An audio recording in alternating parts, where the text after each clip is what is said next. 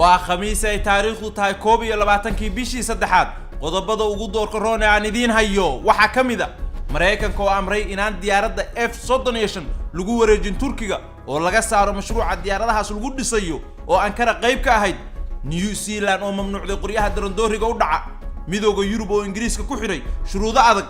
qadar oo ka cabatay warshad nuclear oo Imaaraadku dhismaheeda wado balse ka aamusan hubka nuclearka Israa'iil hala yaabin waa Carab iyo aqligeed iyo Donald Trump oo noqday baqti canaante warkan waxaad kala socotaan bogga aan ku leeyahay YouTube waxaana idiin soo jeedinaya anigoo ah Shiina Culay oo idinka codsanaya inaad sii share gareysaan oo la wadaagtaan asxaabtiina ku soo dhawaada warkii oo fidsan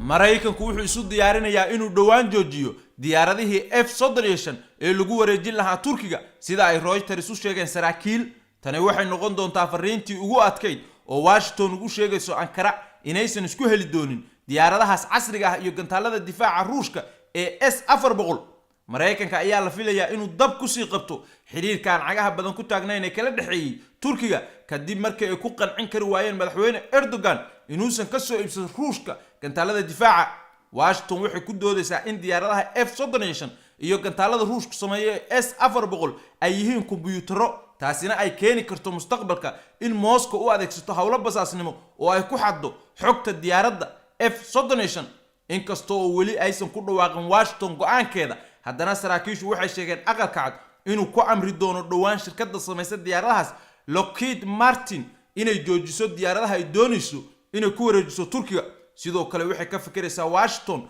dalkii ay u wareejin lahayd qaybo kamida mashiinada diyaaradahaas oo lagu sameeyo Turkiga waxaana suurtagal ah in dal aan la magac dhabin oo ka tirsan galbeedka Yurub loo wareejiyo talaabada uu rabo inuu madaxweyne Trump qaado waxay gaarsiin doontaa xiriirka Turkiga iyo Mareykanka halkii ugu xumaa labadaas dal oo ka wada tirsan gaashaanbuurta NATO muddo dheerna ahaa xulfo Erdogan ayaa goor hore sheegay inaan dalkiisu ahayn mid la gumaysto uuna u madax bannaan yahay soo iibsashada hubka isagoo xusay gantaalada difaaca Ruushku inay muhiim u yihiin sidii uu u sugi lahaa ammaanka hawada dalkaas oo ay ku nool yihiin 82 milyan oo qof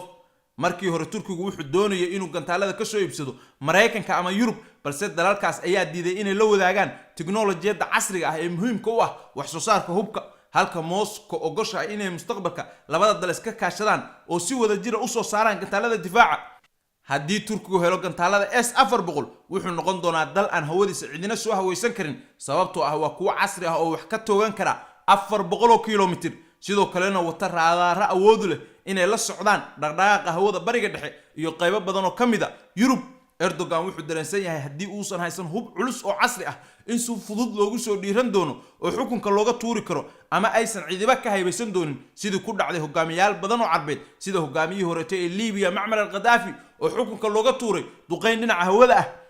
Turkiga ayaa hore ugu goodiyay haddii Mareykanku ka iibin waayo diyaaradda F-35 inay ka soo iibsan doonaan Ruushka diyaaradda Su-57 oo ah diyaarad jiilka shanaada oo la baratami karta diyaaradda F-35 Mareykanku wuxuu aad ugu tiirsan yahay Turkiga marka ay timaado dhinaca ciidanka maadaama uu dalkaasi yahay dalka labaad ee ugu ciidanka badan gaashaanbuurta NATO isagoo hore gacan uga siiyay dagaalo badan oo ay ka mid yihiin dagaalkii qabooba balse xiriirka labada dal ayaa waxa xumeeyay sanadihii la soo dhaafay afgambigii fashilmay ee Erdogan la rabay in xukunka looga tuuro dagaalka sukeeyo ee Suuriya cunaqabateynta Mareykanku saaray Iran iyo Ankara oo xirxirtay qaar ka mid ah shaqaalaha qunsuliyadda Washington ku leedahay Istanbul New Zealand ayaa mamnuucday qoryaha sida darandooriga u dhaca kadib markii dalkaas lagu dilay 50 qof oo muslimiin ah xilli ay u taagnaayeen salaadii jimce waa toogashadii ugu xumeyd ee abid dalkaas ka dhacda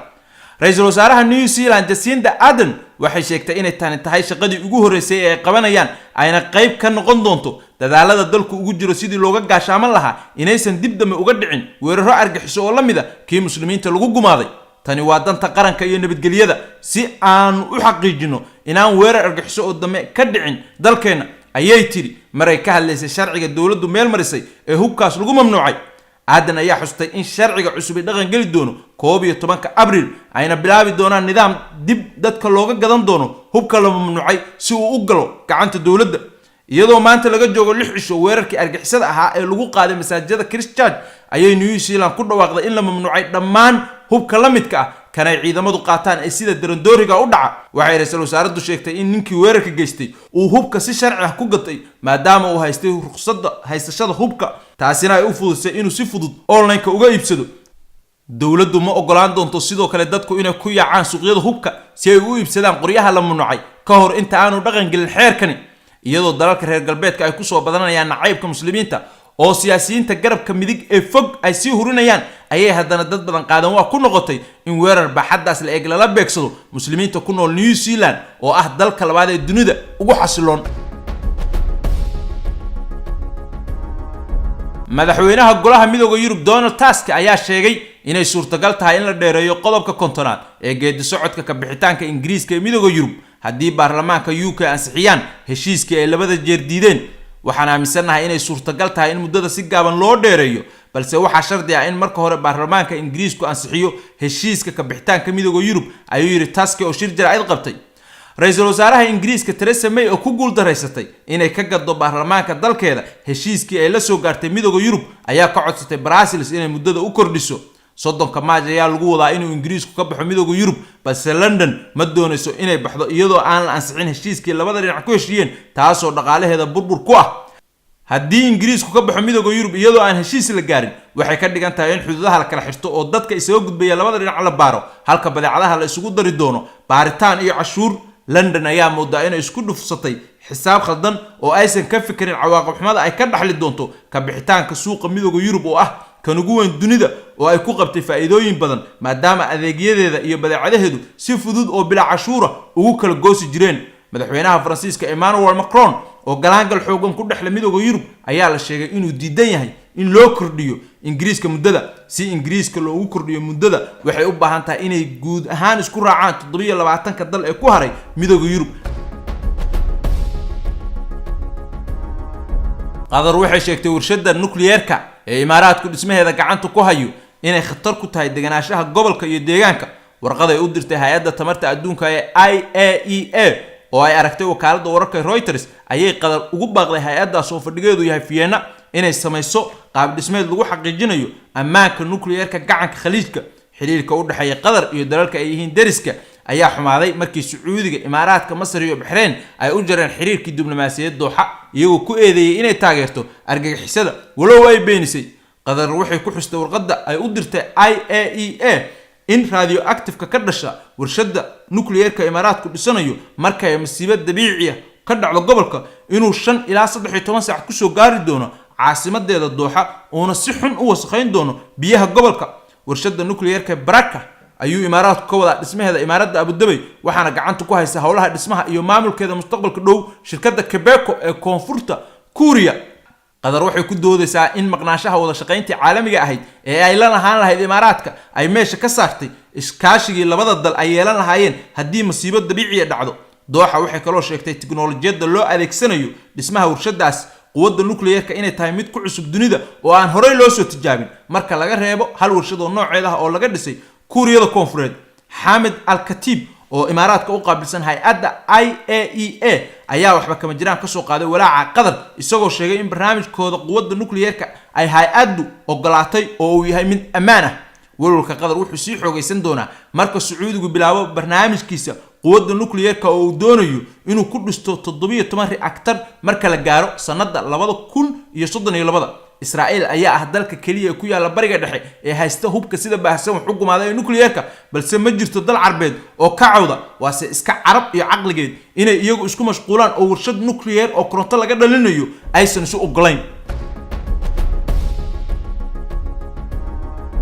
madaxweynaha Mareykanka Donald Trump ayaa sii kordhiyay weerarkii joogtada ah ee ku hayay John McCain oo ahaa senator bakhtiyay sanadkii hore inkasta oo McCain adduunyada ka galbaday haddana Trump ma joojin weerarkii joogtada ah ee ku hayay si kasta oo hoggaanka xisbiga jamhuurigu ugala hadleen arrintaas isagoo kula hadlayay taageerayaashiisa Ohio ayuu ku eedeeyay McCain inuu gudan waayo waajibaadkiisa shaqo wuxuuna ku daray inuu u ogolaaday in loo duugo sidii uu doonayay Trump ayaa u muuqday inuu tixraacay diyaaradii ciidanku lahaa ee u soo qaaday McCain markii uu nafta waayay Washington. wuxuu ku daray inaanu weligii ka helin McCain iyo dadka la midka ah, taas oo la yaab ku noqotay dadka Mareykanka oo la yaaban Trump oo joojin waayay weerarka ugu hayo nin waa hore galbaday. dad badan waxay aaminsan yihiin inaanu caafimaad ahaan ahayn mid dhan madaxweyne Donald Trump oo mararka qaarkood sida caruurta u sheekaya la yaabse ma leh inuu isu bedelo baqta canaante. Soomaalidu waxay ku mahmaha jirtay